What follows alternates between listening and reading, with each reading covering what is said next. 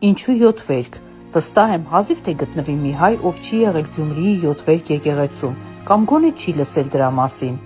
Իսկ երբևէ մտածել եք, թե ինչու է եկեղեցին ստացել 7 վերք հետաքրքիր անունը։ Իրականում եկեղեցին Սուրբ Աստվածածին է, իսկ 7 վերք անվանումը տվել է ժողովուրդը։ Բանը նրանումն է, որ այստեղ է պահվում հայտնի սրբապատկերներից մեկը, որը կոչվում է Աստվածածնի 7 վերքերը։ Ըստ եկեղեցական ավանդության այս նկարի նախնական տարբերակը կտավի վրա նկարել է Ղուկաս Ավետարանիչը։ Նկարում 7 սրերով խոցված Աստվածածինն է, իսկ ինչ վերքեր են դրանք, որոնցով խոցվել է Տիրամայրը։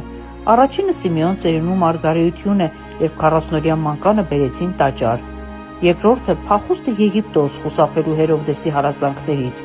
Երրորդը, երբ Տիրամայրը տաճարում կորցնում է 12-ամյա Քրիստոսին։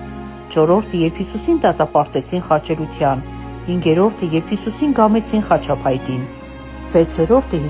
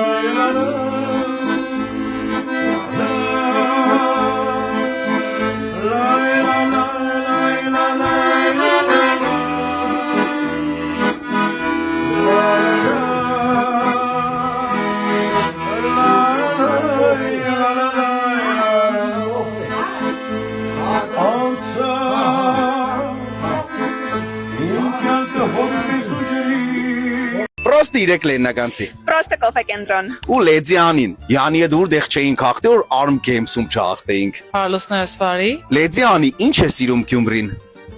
Անձի։ Եթե հիմա փորձարկում անեիր, Գյումրու որ ուտեստով կանեիր։ Պաներ հաշորտով երբևիցե չեմ փորձել։ Ինչ է սովորեցրել քեզ Գյումրին։ Անսահման հումորի զգացում ունենալ։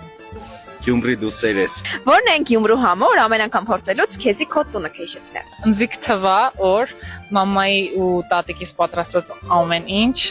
ինձի մեր տունը կհիշեցնի։ Լավ բան է մաման։ Ասա Գյումրեցի աղջկան բնորոշ հատկանիշներ։ Օ,